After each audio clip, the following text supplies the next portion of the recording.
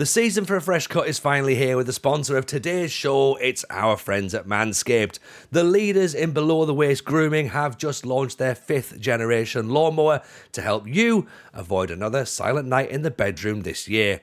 Take care of your special snowflake with Manscaped and watch your South Pole shine like never before.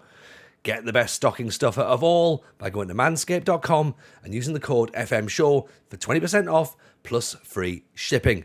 Mrs. Claus will thank you. Now, what could be better than giving the gift of good hygiene and a few laughs this festive season? Well, how about you start off with a Lawnmower 5.0 Ultra? This is the crown jewel of the holidays and, dare I say, the best ball trimmer of all time? Could possibly be. The Electric's Razor's advanced skin-safe technology is a lifesaver and known for reducing nicks and cuts on Santa's sack. But the fun doesn't stop there. Anyone in the family have a little bit too much scruff? Does their beard look crap? Well, look no further than Manscaped's Beard Hedger Pro Kit and Handyman Electric Face Shaver for all of their facial hair needs. Sort that face out. Daddy, have you got nose hairs? Have you got nasty nose hairs? I know I have. Save the day with the Weed Whacker 2.0 nose and ear hair trimmer. And let's face it, sometimes your boxer game's just a little bit too weak. Fix that as well. Take care of the chestnuts with Manscaped's Boxers 2.0, featuring the signature dual pouch to keep you cool, calm, and collected. Now, what about your nails? Have your nails seen better days? Manscaped's got you covered with that as well. The new Shears 3.0 Nail Grooming Kit. So remember, to get 20% off and free shipping, use the code FMSHOW at manscaped.com. That's 20% off with free shipping at manscaped.com. Code FMSHOW. Say ho ho ho to a well-groomed mistletoe with Manscaped. Hello everyone and welcome to the Christmas episode of the FM Show. I am of course your host Tony Jameson, and joining me for the festivities are my two helpers, RDF Tactics and producer Steve. Fellas, happy holidays. How are we? I am doing great. I'm a little bit upset actually because I did want to get my Taribo West hairstyle now. I don't even have a haircut. Now, my haircuts cost me £30. Guess how much the hairdressers were charging me to have 2 green hair extensions plugging out of my head?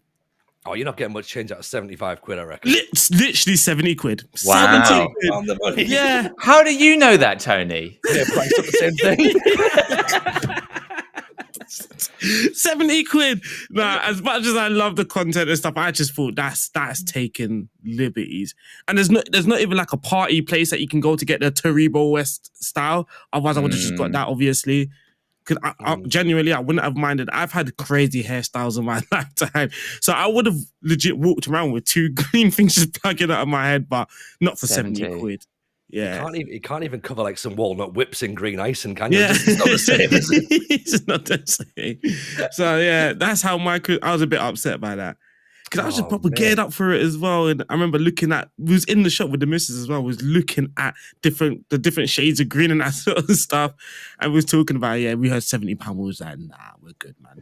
I love it. What would have been, actually, before we come to see, what would have been the acceptable price for a Taribo West extension?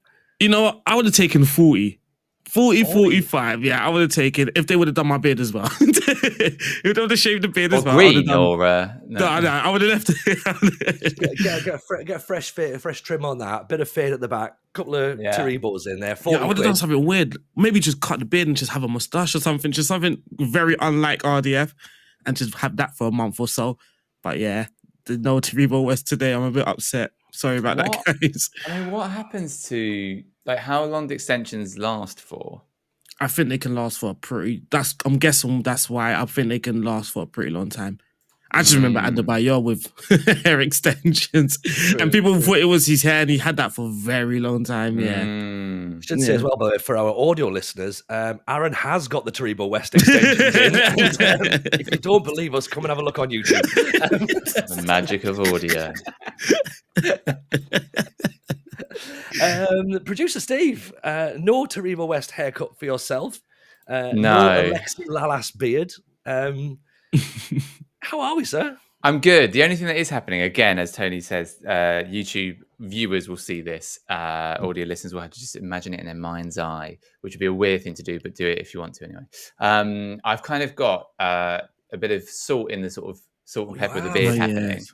But it's happening like right identical size of the corner of my chin. Yeah. Which is very much the kind of like evil supervillain sort of vibe, which is just like very, I don't know. I don't know whether it's better if it's like if the symmetry is weird. Is the thing. I just don't, But it's very on brand. It's very on brand to have that sort of like evil emperor look. Like, and also I think would it not look more weird if it wasn't symmetrical? Like if you had like just one stripe and then nothing. Does that not look more weird? It would be, yeah. Because I've got a tiny bit. Like my 4-year-old pointed this out because I've just had my beard done this weekend. I've got a tiny bit where I've got a little bit less on the left hand side. Oh yeah. On the right, and it depends upon like how flush it looks. As to whether you get the full effect. And again, it's an angle thing. But my little 4-year-old just went, no beard there. And I was like, yeah, no beard on your face either, mate. So shut up. I just got fluff on either side. You do have a fine sort of Scandinavian heritage beard there, Tony. You can see the sort of, there must be Danish, Norwegian or something. So much red in there. It's very festive, isn't it? It's got a bit of red in there. I've got the salt going on as well. I've got the salt going through the top of the hair. Oh, I tell you what, I'm harissa. Salt, pepper, dash of cardamom. Yeah. Oh, mate, 100%. I've got the whole works going on right here. Look, the Chinese 5 spice. I've got everything. I've gone to the sort of pantry for the salt and pepper. You've gone to the spice rack. That's the literally, yeah. Has he got paprika on him again? Yes, he has. It's the season and everything. Absolutely. We should, of course, point out as well, by the way, that we are recording this pre-Christmas. I know this is the Christmas episode and it will drop between Christmas and New Year. Therefore, we haven't addressed what we got for Christmas, but presumably RDF got Taribo West hair, and Steve got something really nice that was locally sourced and ethical, and I got half an hour's sleep. So between us, we all got exactly what we wanted because we've been on the nice list. Should say as well, of course, as you can tell, slightly different episode today. It's what it's like. It's a bit like that bit at school where you're sort of just allowed to watch films because it's the end of term. Yeah. So I reckon we ditch off the ideas of like sort of having a structured walkthrough. Let's have a little bit of fun because it's the holidays. Okay. Absolutely. Like the English teacher putting a film on rather than. Or the media production teacher who became a comedian and then had a podcast used to do when he was a teacher. That's not naming any names at all, but I have seen Cool Runnings many times. Now, some of you might know, if you've been following me on Twitter, throughout the month of December, I have basically been doing a Football Manager advent calendar. Now, each day I've tweeted out a screenshot and a picture of a Football Manager or a Champ Manager legend. And for me, I think it's been amazing to see all the interactions we've been having, reactions from people going, oh my God, I used to buy him all the time and he was incredible in blah, blah, blah, blah, blah. So I figured with that in mind, it might be a bit of fun to discuss some of those players today and to see who holds a special place in our hearts in terms of FM Champ Manager legends. How's that sound? That sounds lovely. It is. It's exactly the sort of thing, because this is 27th December. It's that sort of hinterland between Christmas and New Year, where sometimes you might have the odd day at work, but genuinely, what's the point? It's like Football Manager, and it blurs the lines of reality because no one knows how long that period of time lasts, right? Like Arron hasn't got a clue anyway. Okay, with time, but it's 1 week where nobody knows. Like. It's the 27th of December. Great. That means 9 more weeks till New Year. Christmas was 3 months ago. Yeah. So let's and that's just... a Wednesday. Oh, is it? Okay. And if you're listening today, and the day it came out, it's Wednesday, everyone. It's Wednesday. Of course it will be. It's a podcast, in it. There's part of me just went, how do you know that? And I was like, oh, it's a podcast release. Of course you know that. Inherently predictable. Well, you say that. But yeah. Come on, Tony. You've been working with this schedule for months now. Right. So that's the idea then. Kick back, have a bit of fun. Does that sound like something that we might enjoy? Let's do it. Excellent. Right. Now, we're not going to go through the full 25 though, because that's just too much. Yeah. Yeah. I mean, what we can do is we can split it, right? We'll do some now, and we'll do some on Patreon. How's that sound? That sounds a good idea. And that's because, isn't it, Tony, that yourself and Aaron are going to do a sort of Christmas festive special additional bit extra present for the listeners and the viewers on that Patreon. And that's going to be, amongst that will be the extra ones as discussed, but also many more with Dupe and Breezy, a couple of special guests for us joining us on the Patreon too. Some small aperitifs, let's put it that way. Or like the cheese board at the end of the evening, if you're doing that sort of thing. We're going to have some dessert wine, I think. Exactly. But also, as is customary, if you do participate in Christmas at this time of year, this is the finer things of life. You're treating yourself this time of year. So, find a wine, find a food, all that sort of stuff, a present. Why not treat yourself? Go to patreon.com/the FM show pod. That's patreon.com/the FM show pod. Because that's where that will be and nowhere else. I think that sounds a cracking Christmas present, doesn't it? The gift of us talking. I mean, it is the gift of nonsense. Give the gift of nonsense. Right. So, without further ado, and of course, more on him later. Without further ado. When I wrote that, I was like, "Oh, that's a nice line, that, isn't it?" I'll just keep that one in. Just right. Without further ado, more on him later. Very knowing. Right. Who wants to start? Basically, what we're going to do, listeners, is we're going to go through these legends. We'll pick them out. We've got screenshots on our scripts. We're going to go through their attributes. We're going to talk about versions that we bought these players in. What makes them special to us? Were they part of a save? And of course, do always comment below with your suggestions on players that we might have not necessarily missed, but haven't been able to talk about, because let's be honest, this would be a 19-hour show if we went through everybody. So I see what, Aaron, I'm going to come to you first of all, and you can start the show off. Who is your number one pick? And this doesn't have to necessarily be in any particular order, but if we're going to go big at the start, should we go big? Yeah, we've got to go. You can't get bigger than Taribo West, the centre-back, Nigerian centre-back as well. I can't put my finger on which Football Manager version we are currently looking at the moment, but this guy was a very aggressive defender in this is definitely Championship Manager. This is not Football Manager, by the way. We're definitely going back to Championship Manager now, where his aggression was 20, his bravery was 20, his strength was 20. Could you imagine this on Football Manager right now as well? But that's not even to mention some of the other attributes, such as balance on 18, determination 19, marking 17.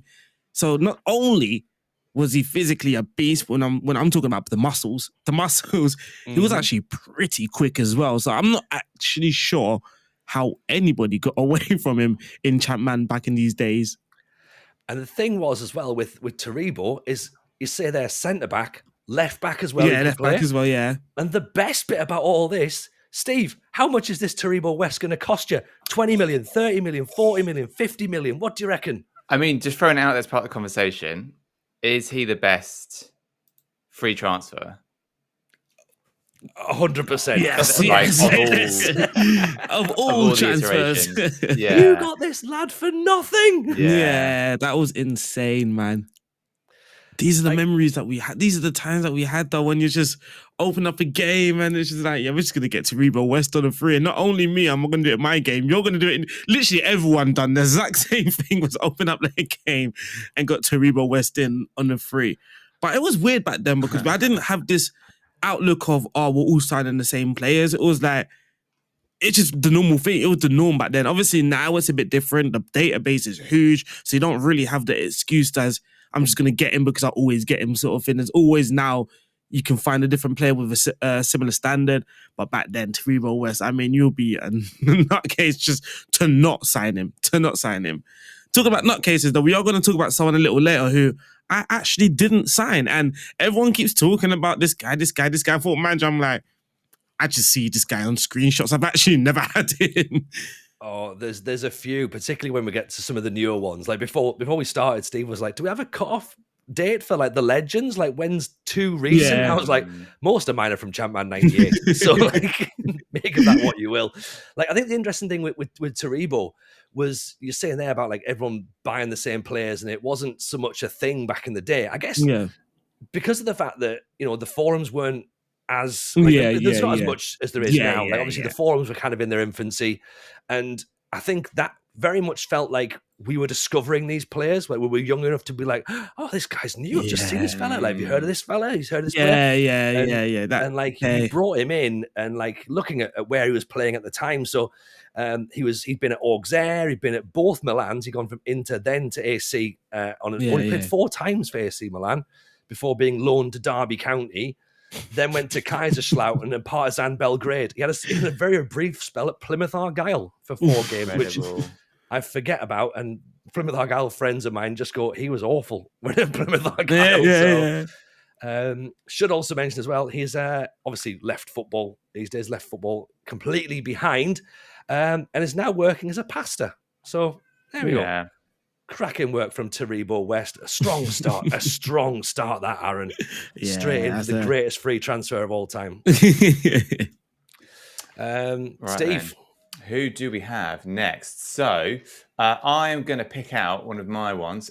So just where should we start? Now, as people know, my, I suppose, love affair, you would probably call, with Serie A on this game.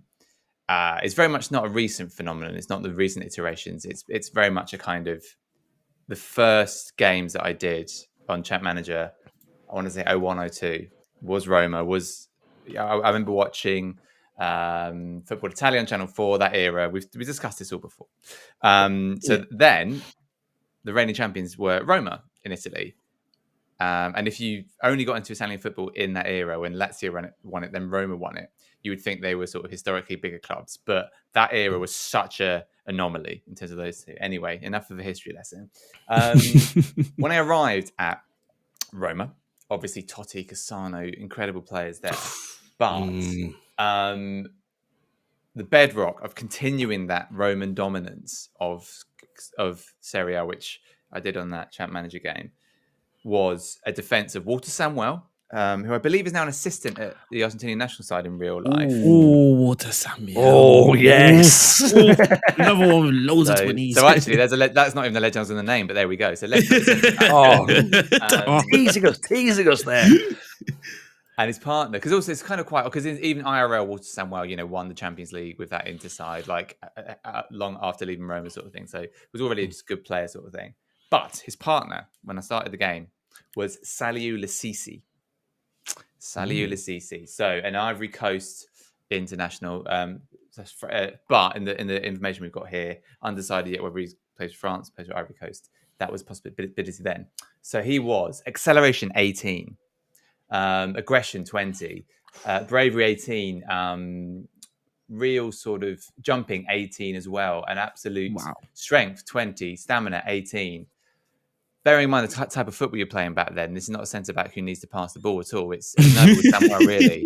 It's, my kind of centre back, isn't he? yeah, exactly. And you think about as well that era of the sort of strikers that he'd be playing up against, just the sort of physical dominance that kind of admittedly made up for things like, today, for example, passing of 12, reflexes of 6.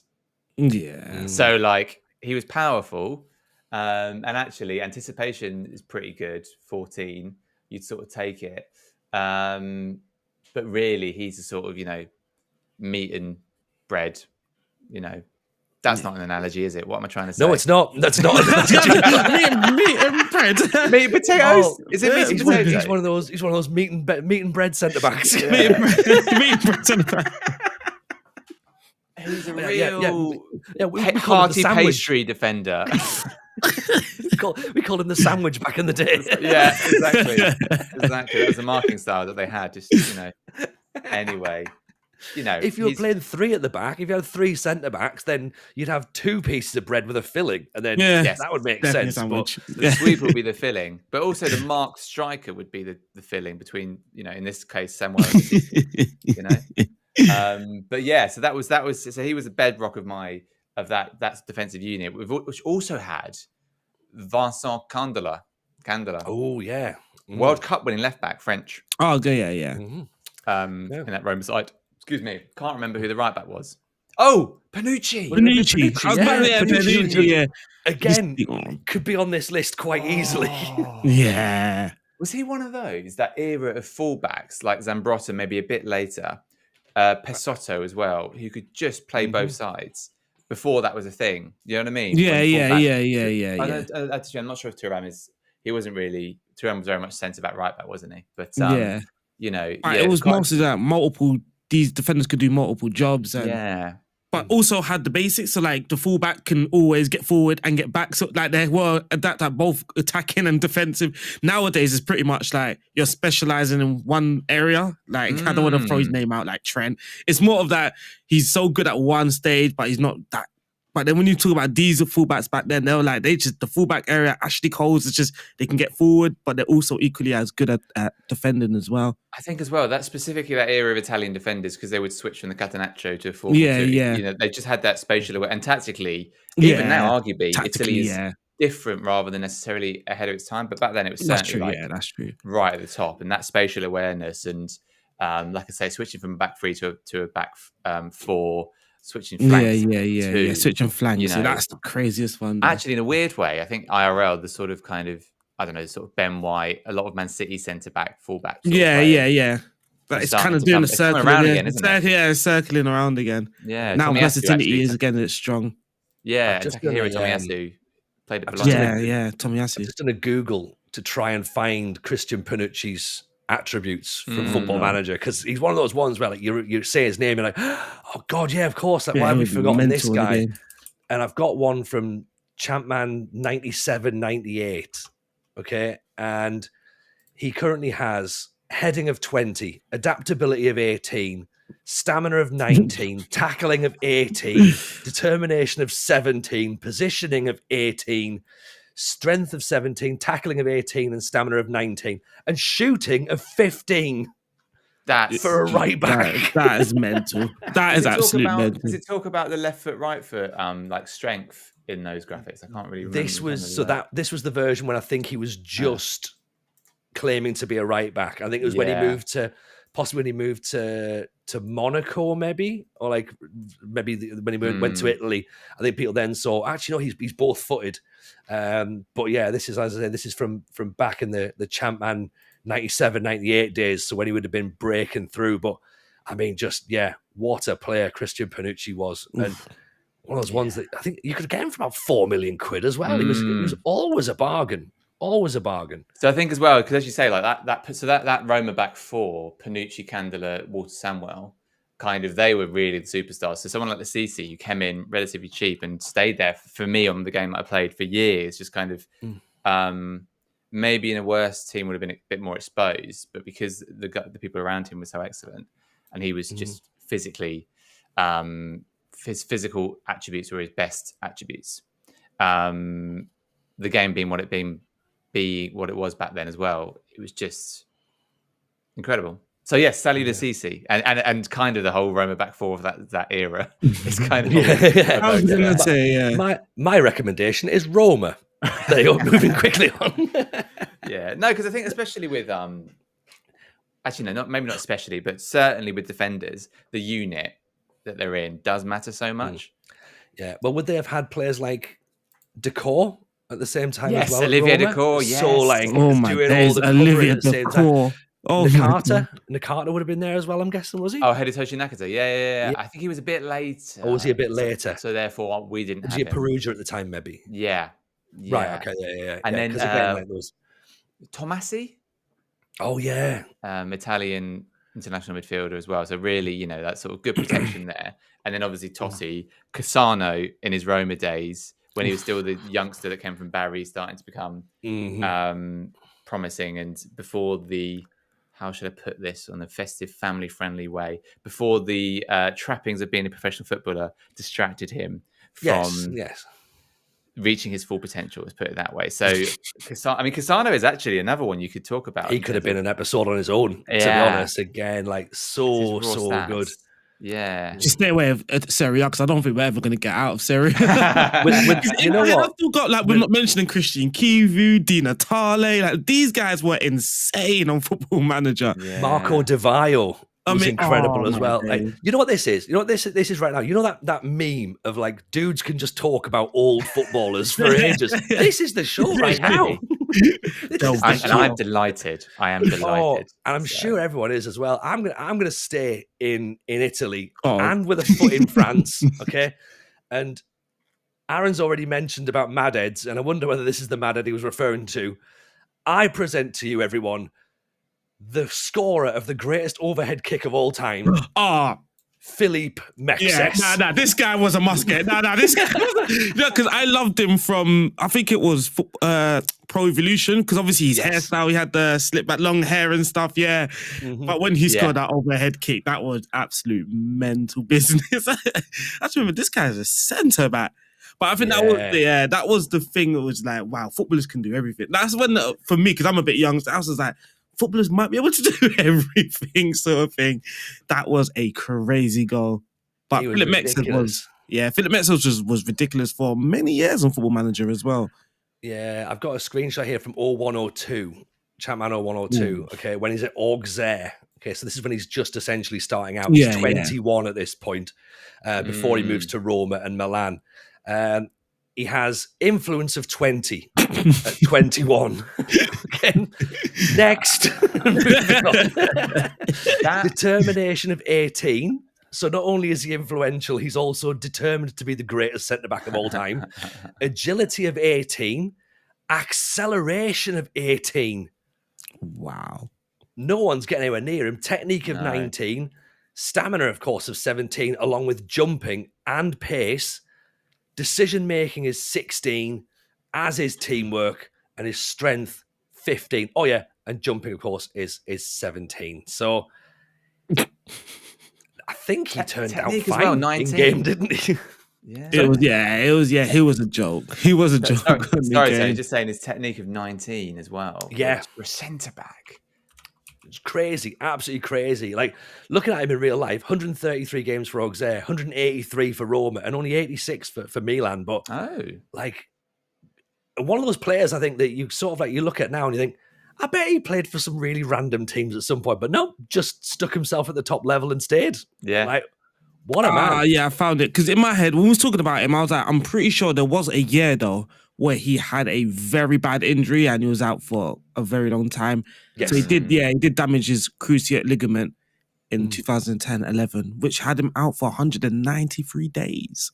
That's bad. So I actually thought the injury was longer than that. Maybe did he have a ban as well? I just imagine these things on players. I don't know. Let's double check. Let's not suggest that. I am checking myself. This man's history. I am checking. All right, this doesn't help because he's been banned quite a few times. So yeah, this doesn't help either. As in for red cards or red cards. Red cards.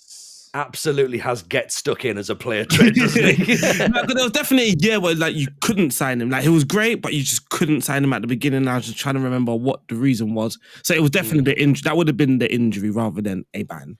The first one, to be absolutely clear for everyone listening and watching, that was there was an initial ban with regards to his move from Auxerre to Roma. But Messi's not doing any sort of anything. See? I knew I was onto something. I knew it. It was just there was a year we just couldn't buy him for some odd reason. I just couldn't remember why. Yeah, the transfer hadn't been ratified at the time of the game coming out, I think. So, okay. Okay, there we go. So Philippe Mexes, we salute you, you absolute madhead. Right, Aaron, you're up next. Who have you got? We are going to go to a different country, but we are going to stay with... Why? No, we're not. We're actually going to fly out to Belgium, and now we're staying with defenders, though. Defenders are pretty crazy on Football Manager, but we're going for Anthony van den Boer. This guy was a joke on FM, mostly because I think we didn't actually know where he played, and he was sort of a player that had like not random attributes, but he had like great attributes in a random place. Like it was like you're meant to be a centre back, but you've got this attribute and it's very good. But he was a player that could play. I think it was like centre back, right back, defensive midfield, central midfield as well. possibly right mid. Now, in the game, you can sign him and his friend, Vincent Company, both from Anderlecht, but Anthony Van den Boer was often the choice that people would go with, mainly because he was 16, and back then the contracts are never protected, which meant you could just approach to sign with a very, very low compensation fee. Anthony Van den Boer, again, is one of those players that you just open up the game, start a new save, and you just type his name in and sign him up. Because back then you just sort of knew what you was going to get. Nowadays it's more, he might turn good in the save, he might not. Back then it was, if he's going to turn good, he's always going to turn good. And Anthony Van den Boer was one of those guys for me. And his basic wage on this version, this screen grab, £375 a week. Wouldn't get you anything these days, would it? Wouldn't get you anything. Wouldn't even get me. Wow. I mean, that is ridiculous, isn't it? Looking at these attributes here as well. First touch 16. This is a 16-year-old player, by the way. Yeah. First touch 16. Creativity 17. You know, for a right back. 16 anticipation. 16 passing. 17 off the ball. 15 for dribbling. I mean, there's a reason he's got the word sweeper attached to him, isn't it, Steve? Yeah, I mean, but also as well, you sort of think, again, we were talking about the centre-back, full-back type profile of player. Certainly in terms of those stats and the sort of general profile, he definitely strikes. It's interesting, isn't it? Like he IRL, I think he was at was it Burnley or Portsmouth? Is it one of those Portsmouth. Portsmouth. He was part of the infamous Chris Kamara. There's been a red card, has there? I haven't seen that moment. Yes. So yes. And he was at Fiorentina, of course he was. Went from Anderlecht to Fiorentina, from purple to purple. Made 2 appearances though, then went to Genoa. And that was the Portsmouth loan. Went back to Belgium, Genk, Anderlecht again, Montpellier on loan. Finished his career at Anderlecht. So 28 caps for Belgium though. So, but yeah. So, and do you know what? Looking him up has just reminded me of Gianpaolo Pazzini. Yes. That's the guy. That's the guy that you were about. That's the striker I'm talking about at the beginning of the episode. That's the guy. I knew it was going to come up.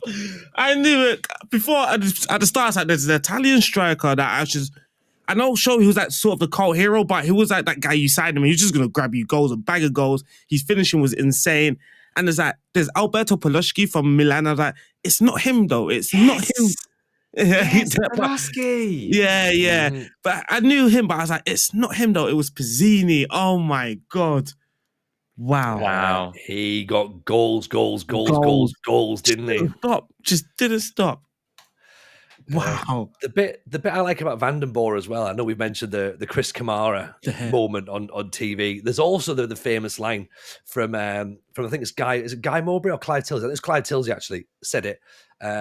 When he was playing, he said, live on TV, he said, there's Van den Boer. Apparently, if you buy him and train him up on a popular management simulation game, he becomes a world beater. So, what a shout out in real life. Yeah, that's so good. That's so funny.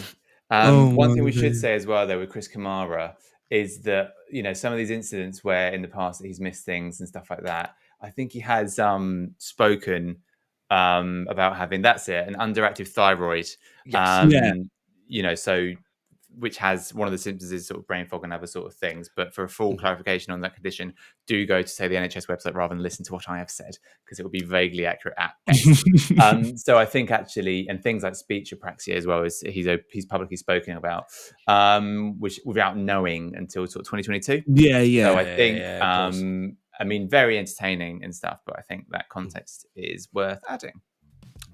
Quick question, just while this episode's on. Have you subscribed to the FM show, either on YouTube or wherever you get your podcasts from, if you're listening on audio feed? If you haven't, can we ask a little favour? Maybe you might want to consider doing that. You might want to help us out. If you do want to help us out, please hit that subscribe button. It means a lot to us. Of course, if you leave a like on the video, if you've enjoyed it, leave a comment below. Obviously, it's the same on audio platforms as well. Little comments, little 5-star reviews and that. They really mean a lot to us, and it helps boost the show, and it means that people are enjoying it and it becomes more visible. Obviously, you can do that via social media as well. You can follow us on Twitter, TikTok, Instagram, however you want to do that, or come and join the Discord. The Discord's a great place to hang out. You meet like-minded individuals from the community. You get direct access to myself, producer Steve, RDF Tactics.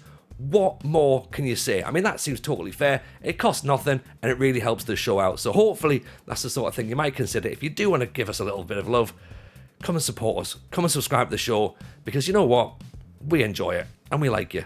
So you know what? Back to the episode. I'll tell you what, let's move off Anthony van den Bora then. Steve, do you want to bring another one to our attention? Absolutely. So we are rolling back further forward, I think, or actually, we're rolling back further forward. There's a Steve, isn't it? Aaron's level of he's the meat and the bread as a centre back, and we're going to roll back going forward. Come on, why are you not listening to my instructions here? Yeah, this is like when Brendan Rodgers did 4 different tactical formations in one game for Liverpool. It's just too confusing. So here we go. I'm going to write someone's name in an envelope, right, and they're going to ruin the episode. Who's it going to be? I've got 3 envelopes, so it's going to be one of us. So actually, yeah.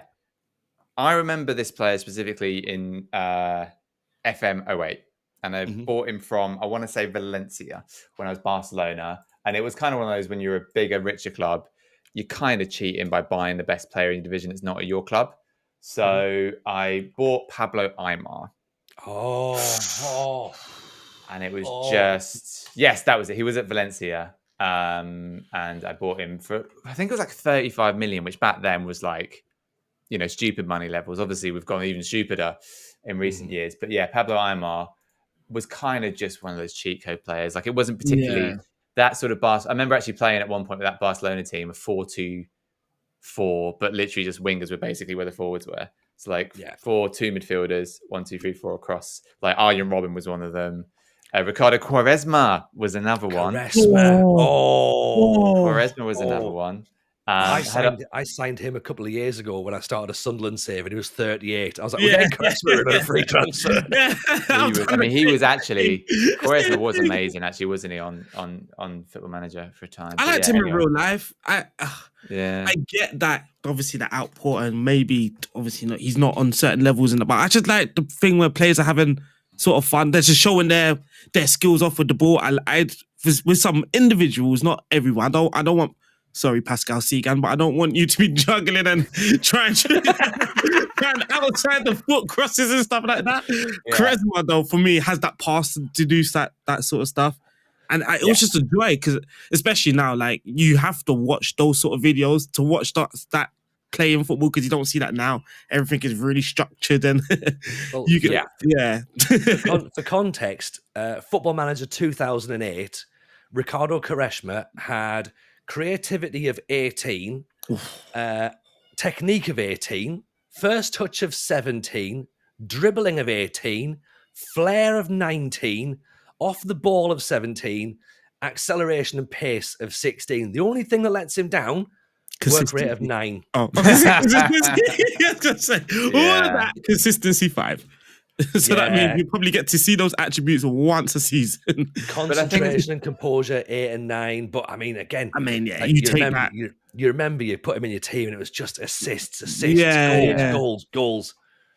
And I half wonder as well, I don't know how the game simulates it, but like, you know, you put him in a Barcelona team that has that sort of, you know, another player we're going to talk about in a second, but not to ruin it. I brought in Thierry Henry because obviously as well then too. And so, you know, Henry, Quaresma, Robben, Pablo Aimar, Djibril Cissé I had as well as a another striker, part of that Auxerre generation with Philippe Mexes as a back reference. And, tell you a player that I would have put in that team as well around about that time was Wijnaldum. He was a cracking find around about that time. He was so good. Wow. Yeah, he'd literally just burst through as a 19-year-old. And he put him in the defensive midfield position, and he was rock solid. Like, he would have been incredible in that Barcelona side, Steve. Yeah, he sort of feels like a late bloomer in that context in Van Wijnaldum, because it's only really Newcastle he turned up, and then Liverpool for ages. But yeah, so Pablo Aimar, I mean, in 08 he was sort of peak of his power sort of thing, but we've got a graphic from a bit earlier when he's 19.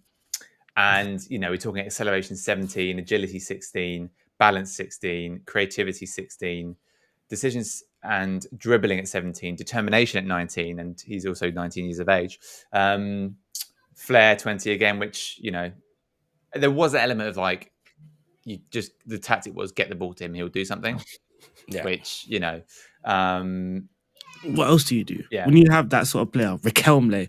Oh, you've got to play through them. Riquelme. You've got to play through them. There's no other. Otherwise, why have them? Sort of thing. And I think sometimes as well, like, you know, you have systems and stuff like that, but like certain games, certain opposition, you do just need that. Caliber player just to sort of make a difference at individual quality. You know. Yeah. Aimar. Aimar was the one. Yeah, Aimar was the one. He because there was that version, wasn't there, where you had Aimar, Riquelme, D'Alessandro. That's sorry, people. Sorry. I'm sorry.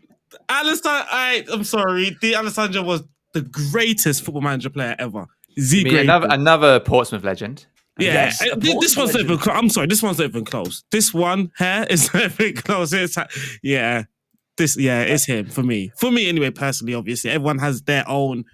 This guy would never, ever let me down. I don't remember a match where he let me down.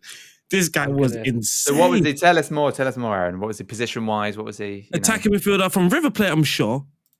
You signed him from River, right? Yeah. And I know he was tiny. He just has those attributes. You don't even have to look at the height. You just knew he was tiny by looking at his... He's that sort of player you could picture them by just looking at the profile. So before I even knew of him in real life, I already had the idea of what he's going to look like. And he won the left foot. I'm pretty sure he could play right, left, and in the center of attack as well. Attacking midfield. And he was just... Back then, no 3D, but you could just feel the elegance. You know, you just feel the elegance. You could just feel it. Yeah, he was different sauce, man. Could you almost sense as well when the ball was... Obviously, we're talking about the dots here, right? Yeah. You almost sense when the ball was... Like he's curving it. Shaping, And when he beats the player, you just imagine him just dropping his shoulder. Imagine D'Alessandro, Riquelme in this match engine where you could see them drop the shoulder, you could see them pirouette and do a little nutmeg, and I mean that would look stunning, wouldn't it? Absolutely. Someone's got to be doing a lot of running though to make up for those two. Yeah. You got to have about 5 Cantes to have a D'Alessandro. Well, I've got D'Alessandro's attributes up here. This is as a 20-year-old at River Plate, Argentinian and Italian passport holder. You're right, again, very much small man vibes. 19 for acceleration, 20 for agility, 20 for flair, 18 for determination, 19 for pace, 16 for balance. Oh, he's got a low centre of gravity, hasn't he? 16 for set pieces. Teamwork, 16. Yeah, he's my all-time shift favorite. in as well. He's my all-time favorite. Work rate 15, 17 for technique. Also, long shots 12. I mean, this boy's good, isn't he? Yeah, really, really good. If you couldn't get him, I mean, if you want someone close to him, I guess Diamante, the one that ended up at West Ham. That was that guy as well. But D'Alessandro was. I don't think I can talk about anyone else now. Someone said, I don't think I can talk about anyone else. Stick a fork in me, I'm done. Yeah, he's insane, man. Okay, where should we go next? I'm gonna try and sort of bring you back around a little bit, Aaron. Now, I know you're a fan of South American flair, but what about a bit of Scandinavian sauce, right? How's about an attacking midfielder who could play through the middle, or he could drift out wide with set pieces of 20? Penalty taken of 20, long throws of 20, long shots of 14, determination of 16, work rate of 18, balance and jumping of 20. Who remembers Morten Gamst Pedersen? Was he at Bolton? Blackburn.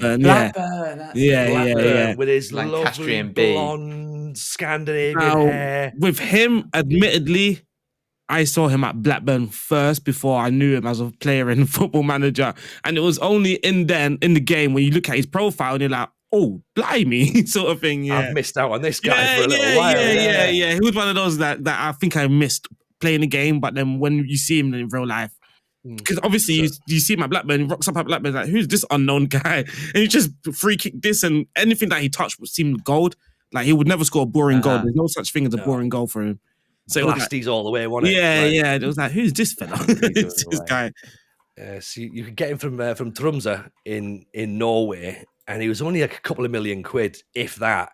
And there was another lad at Rosenborg at the same time, Per Siljan Skjelbred, who I think has just retired now, only just retired now. Oh, and my days, yes. He went to Roma, I think, at one point. Yes. And he was amazing. Like those two, again, like you guys can have your South American flair, right? I want Scandinavian grit. Yeah, that should whatever. Yeah, I remember. I would never have remembered him because of the name. I don't know why I even knew what he was talking about. But again, I remember him, central midfielder, very good work rate and teamwork, and that sort of vibe. Yeah, he was pretty mentality monster in that game. Yes, that's the one. That's the one. But yeah, Pedersen, just, oh my word. All I can visualize in my head right now is in a Blackburn kit hitting one of those yellow footballs from distance. That's all I can see. Blue rings on them. The 90 ones. Yeah. Never scored when it was the white ball, only when it was winter. He's one of those you sort of think, and then did he, obviously Blackburn were a pretty consistent Premier League team in that time, right? Mm-hmm. But could he have had a better club? Yeah. Maybe. I mean, he's still in the database now. Is he? Yeah. He's still in the database now. He's still playing now, And his attributes... Ranheim. His attributes would fit a DLP. Yeah. To be honest, if you just wanted to position him and just get him pinging I'm about to say, if you can ignore the physicals, he's actually still a one the kid on the Football Manager. You get a runner next to him doing all the work, playing a double pivot, then he can just spray passes every day and get some young kid to run up and down. I mean, he's 42, so I mean, hey, still, 22 you careful, Steve. 42. Okay, in the context of being a professional footballer. Miura's 50 odd. Right? That's true. Yeah, that's true. I was just thinking, Tony, if Larissa needed DLP, I mean, call yourself up. Get him.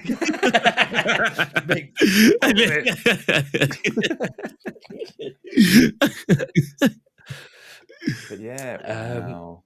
Is it whose turn is it now? We went for tell you what we could do. We've got a couple of options. Where do you guys want to go? We could go. It's going to be Spanish speaking. I think whatever happens if we go next. I feel we need to start bringing it towards Football Manager territory. I know. I'm pushing it back into Championship Manager world. So should we start bringing it a bit more recent? I mean, we've got players on there that are proper champ managers. Yeah, I've got a player, but I think my players come with two, because again, a lot of the times in Football Manager is that you would find one gem at a club and realize there's actually multiple at the same club. Right. Okay, well, I'll tell you what. Let's do that then, right? Let's basically acknowledge that River Plate gave you every single player you needed, and I'm going to present Javier Saviola right now. Oh, what a player! This is the one. He's a player that I thought would have been the Messi. What Messi is now, I thought Saviola was going to be that. Maybe not, because what Messi's done, like, you wouldn't. It's not even imaginable. But that sort of vibe, I thought he was going to be the world beater in football when he joined, especially when he joined. Was it Real Madrid or Barcelona? Barcelona. He was at Barcelona. I had him on 08 as well, and actually in 08 he was incredible as part of that. That was the guy I was referencing earlier. Part of that team. Yeah. I've got the screenshot here. The 17-year-old Javier Saviola at River Plate had, deep intake of breath, 20 for acceleration and pace, 20 for determination, that's ridiculous, 19 for flair, 17 for balance, 20 for agility and stamina and technique, 17 for teamwork, 17 for off the ball, 17 for dribbling and finishing, 16 for passing. Oh, a bit selfish. He's basically Aguero before Aguero. You're saying attributes. I'm just imagining this is basically describing Aguero. He's kind of Aguero Tevez sort of. I was thinking partially, maybe it's just too easy to make the modern day equivalent. I was thinking more Julian Alvarez in terms of maybe just lazy I was going to say, it maybe is a bit too easy to. As soon as I said Tevez and I saw aggression for, I was like, actually, let me take away my Tevez shout. Aggression for? Yeah. Never. It's that kind of playmaker / deadly striker. I mean, I've just mentioned one by an accident. And again, you can't mention Tevez without mentioning Mascherano in Football Manager. You just can't. Oh, my God. But my shout was actually Miguel Veloso. I don't know if you remember. Ooh. Yeah, and then obviously João Moutinho comes with Miguel Veloso, and it's just that just happened all the time. Twins, call them twins. So tell us a bit more against Miguel Veloso there, Arron. Yeah, left foot DM from Sporting, and again, it's one of those guys very cheap, under £5 million, I will say, but the attributes. It's like you buy him for the Premier League and he instantly becomes, if not the best, one of the better DMs in the whole league. I can't remember. All I know mainly he's a DLP. So his attributes will be around that, the passing, the first touch, the vision, but then his tackling and stuff like that was also pretty bumped up as well. So he was like an all-rounded version of João Moutinho, it felt like. But then João Moutinho may have had like the 20 passing rather than Veloso 17 sort of thing. But yeah, Miguel Veloso was the guy. I've got one here from FM08, which I think is probably the version you're talking about when you've been at the peak of his powers. Yeah. Moutinho as well. Shout out for Burnley, by the way, for João Moutinho. Rocking up at Burnley at the end. Wait, are we talking about a different João Moutinho? I'm thinking about Wolves. Wolves. Yeah, Wolves. Is it not the same one? Did he not end up at Burnley? Have I just done this thing where I've invented someone's career again? Yeah, it does happen. He went. Yeah, he just recently left Wolves, didn't he? Yeah, João Moutinho. Just recently. Someone's gone to Burnley who shouldn't have gone to Burnley, and it was a football manager legend. Sander Berge. No, it wasn't Sander Berge. It was definitely Portuguese. I think Burnley. Might be a couple of years ago. It wasn't recent. João Moutinho went from Monaco, won the league title, beating PSG with that team which had like Bernardo Silva, Kylian Mbappe, etc. Yeah, in it. João Moutinho went to Wolverhampton Wanderers. Who went to Burnley? Someone went to Burnley. While I search that. I was going to say, people chop it up and then I'm going to try and figure it out as well. Miguel Veloso had positioning of 18, passing and marking of 17, technique of 18, first touch of 17, passing right.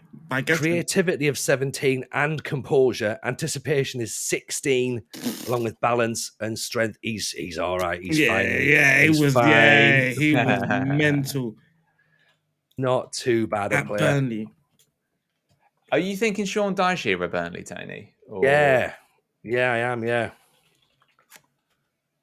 and it's a midfielder. It feels like a midfielder. Yeah. João Moutinho played for Burnley. There we go. Wait, are we talking about the same João Moutinho? We're talking the same João Moutinho. When? He's Burnley. Yeah. The guy who was the midfielder who was at Sporting, then went to Porto, then Monaco, then Wolves, is now at Braga. Diminutive playmaker. That's the guy. When did he play for Burnley, though? 2022, is it? Maybe 20? Let me see. I think that's right. I'm still confused right now. No. Look, I think I know.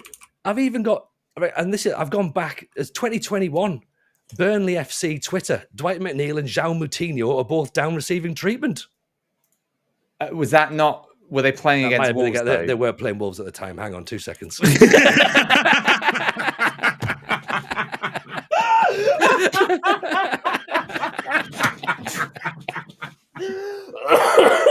Oh man. I'm sure he played for Burnley. If he didn't, who did Burnley sign? They signed someone. Many people. Honestly, they've signed someone who was like, I was going, how they signed him? Okay.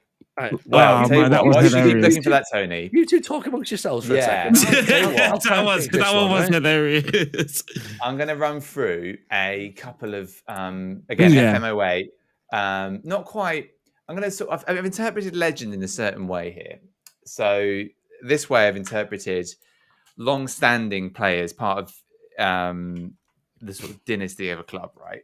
So I've mentioned this Barca 08 team that I had and all the attackers. So in the midfield, somebody has got to, anchor all of that, right?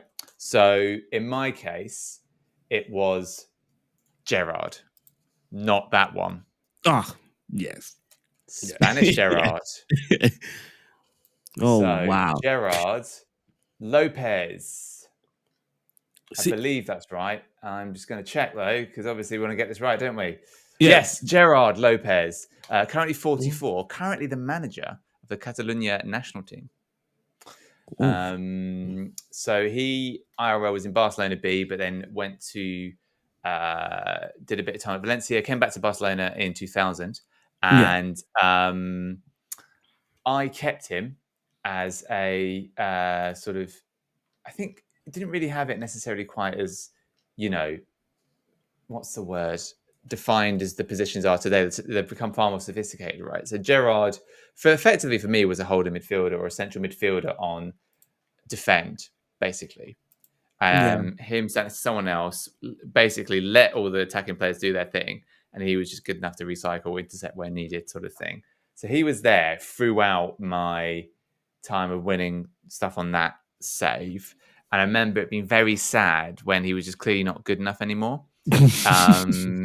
And being like, I want to keep you, but I just can't. So he went to Betis, and then we played against us. And that sort of thing of like, you remember the great legends leave and then they come back, and it's that sort of feeling that I had with him. So that was, he played a very, very long time on that game for me. So I liked him very much for that. So that was Gerard Lopez, not that one. Yeah, I feel because I'm young, so I wouldn't have been watching that a lot of La Liga football, but there was a lot of Barca players that I felt, especially playing Football Manager.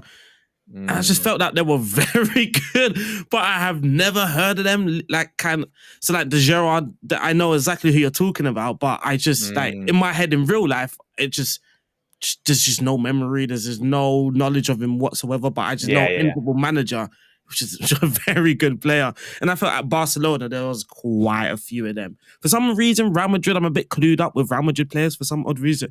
I mean, probably because I used to follow Real Madrid, but with Barca, there was quite a few of those sort of players, and I didn't quite get.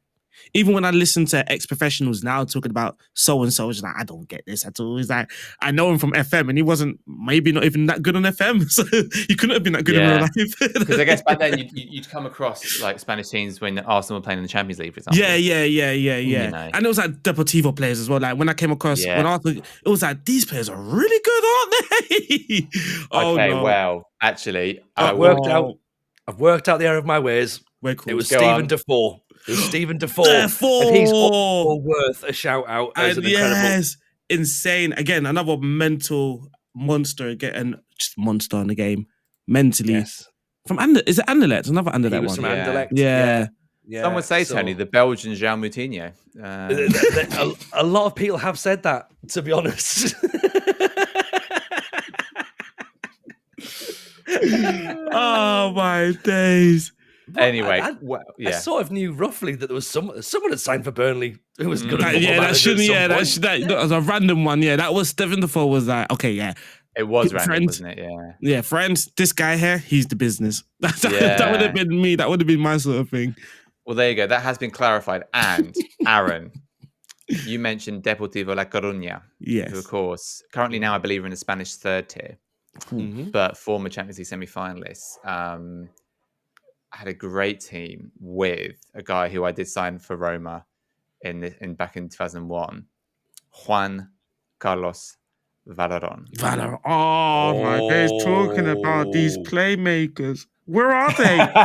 Where are they, man? Give the ball to Valerón. Give the ball to Valerón and look for Diego Tristan. Oh my days. Yeah. Oh my days. Who was the winger back then? It can't be Danjuma who I'm thinking about. Jalminia. That's the one. That's the one. And if Tristan doesn't score it, I bet you Roy Mackay does. I like Roy Mackay because he had like a similar nose than me. Bit more definition, but similar nose. Yeah. So I liked him. I liked him because of that. That team was disgustingly good, wasn't it? Yeah. But it was just like, I remember those, because I remember playing them and like, these guys are really good sort of thing. But with Barcelona, it was just no. Yeah. No red. My word. Well, so we've done lots of Spain, lots of Italy, a bit of Argentina. Why don't we go? Should we come a bit back to Blighty? Shall we, Tony? Shall we? Shall we go old? Can I go old school again? Can I go old school? Right. Okay. Now, who do I go? Do I go for my guy, or do I go for the guy that everyone else likes? Look, it's Christmas, Tony. Do what you want. 50 grand, please, for Mark Kerr, the man who Zinedine Zidane wanted to be.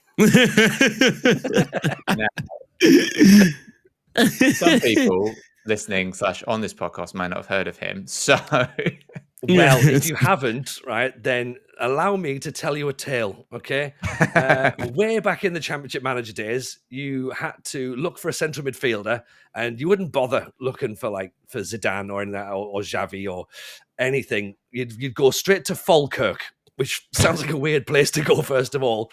But when you see Mark Kerr, 19-year-old Scottish midfielder, off the ball of 20, determination of 20, agility of 17, acceleration of 17, teamwork of 20, work rate of 19, balance of 18, bravery of 16, and jumping of 14.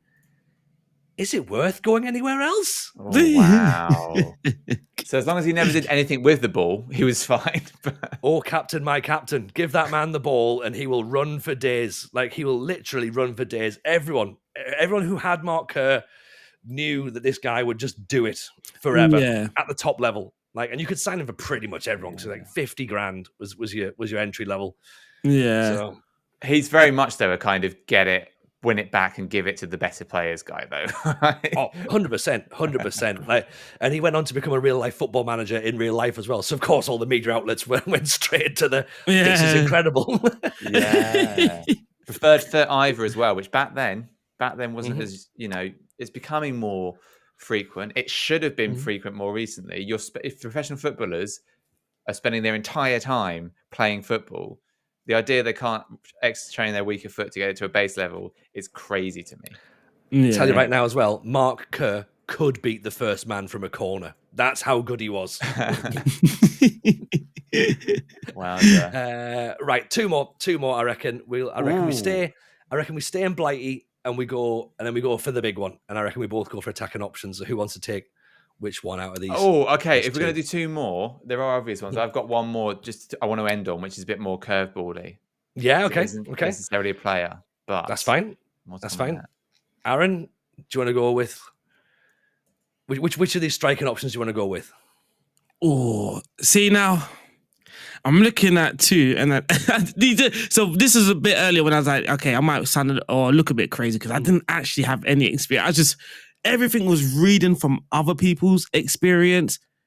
Cherno Samba was an player that I had to hear my brothers bang on about all day, every day, but I just didn't understand, man.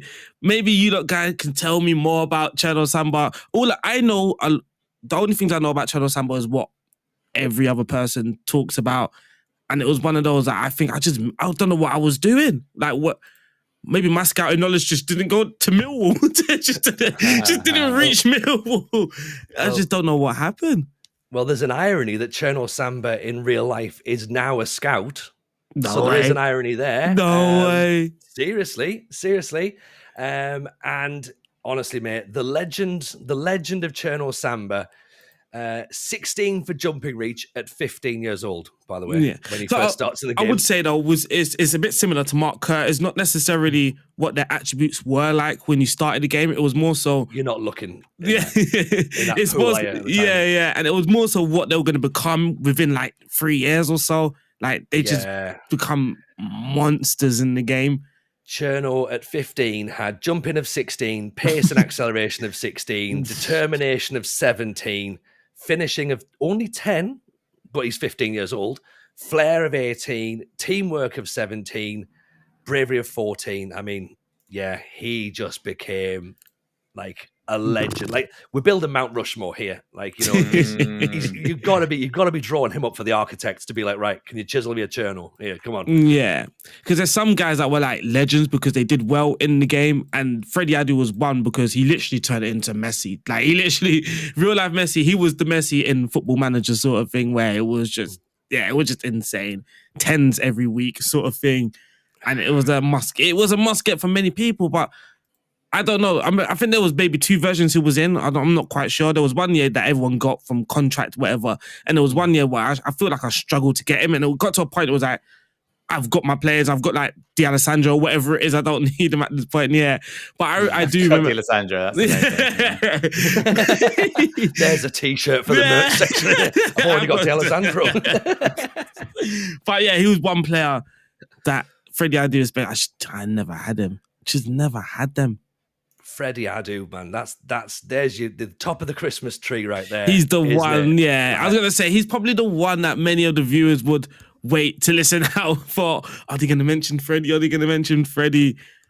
We're definitely gonna mention Freddie. You have to mention them, don't you? Even though like they are the most obvious ones. Yeah.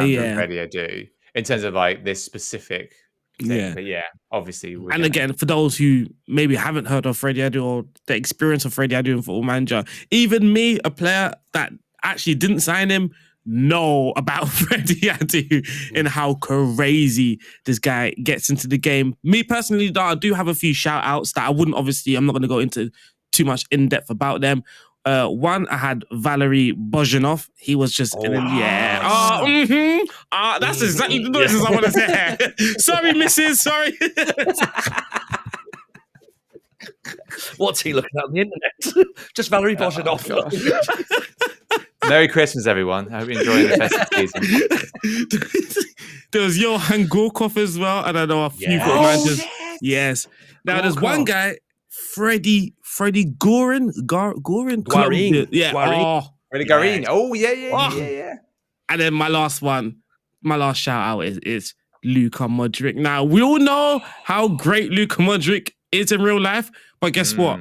We all knew he was going to be that great from 2007. So you can't tell me nothing about Luka. Let me tell you about Luka. They might be some of the names we mentioned on that Patreon episode, Aaron. We've got loads of names to get through. Yeah, even mentioning Luka, there's, again, I'm not even going to mention 3 different names that was literally in the same squad that we would all get at the same time. So, Freddie Adu, by the way, for anyone who's not aware of Freddie's abilities. Determination 16, dribbling 16, penalty taking 14, technique 15, pace 17, fitness 17, first touch 15, acceleration 16, age 16.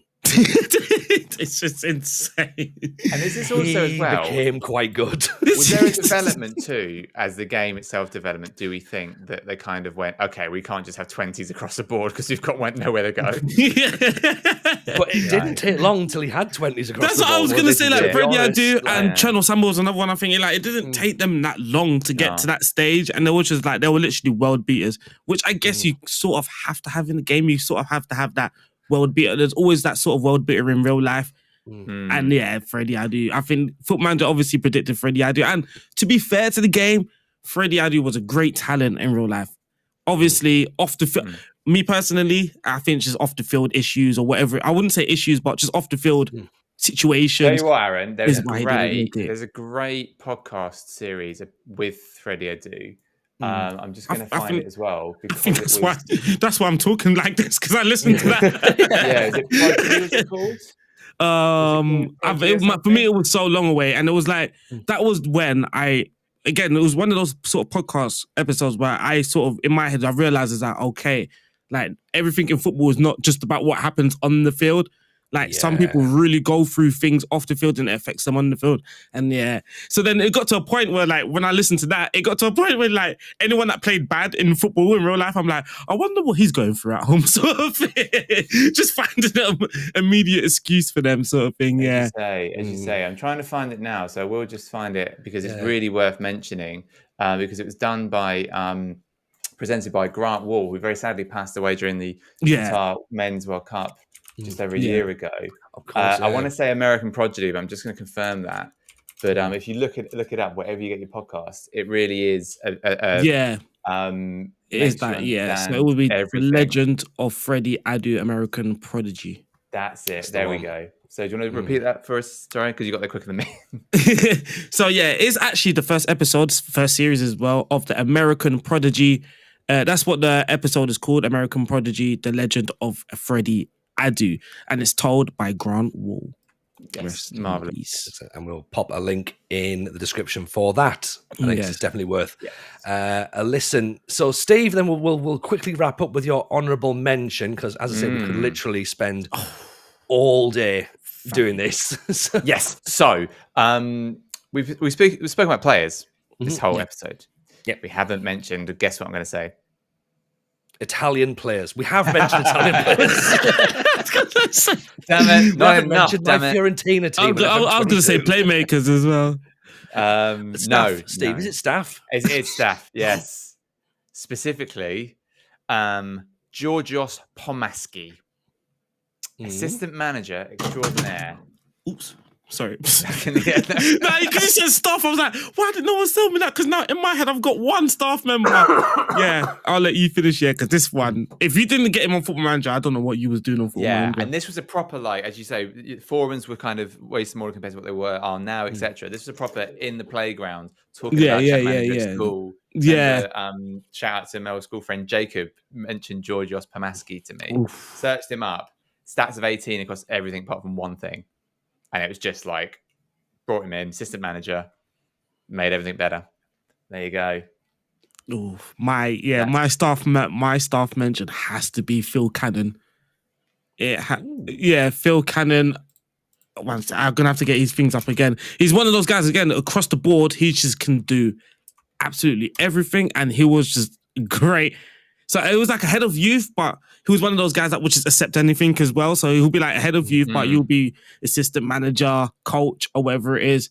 Yeah, this is his attributes. Attacking 18, defending 18, fitness 18, mental 17, tactical 17, technical 18, working with youngsters 20, all goalkeeper attributes 17. And then Wow. Yeah. So goalkeeper. Wow. Yeah, it was literally everything. And he was your head of youth, and his personality as well was like models.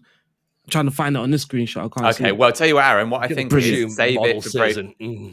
model citizen. Yeah. Let's save that and more for the Patreon episode. Oof. I believe so. And I think Get me started on I think we can wrap it up there. You're right. I think that's a little festive trip down memory lane for everyone there. Obviously, as Steve said, we haven't mentioned everyone, so please do feel free to let us know who you loved via the usual methods, which are, Steve? At the FM Show Pod on social media, on all of them that we are on. Or, if you like a longer missive, the FM Show Pod at gmail.com. That is the FM Show Pod at gmail.com for that email correspondence. And of course, do not forget, you can sign up to support us, and we would very much appreciate how much or how little you can give on Patreon. What does the Patreon, which is patreon.com/the FM Show Pod, what does that give people, Aaron? Exclusive bonus content, including the Christmas special. Including the Special is another one. Special With myself. Not drinking during the day at this point.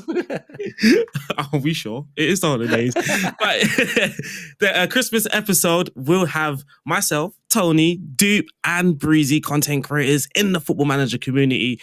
The early access to the public episodes as well is what you would get by signing up to the Patreon, and there's some Discord benefits that you would get as well. And you get to hear about the live shows before anybody else.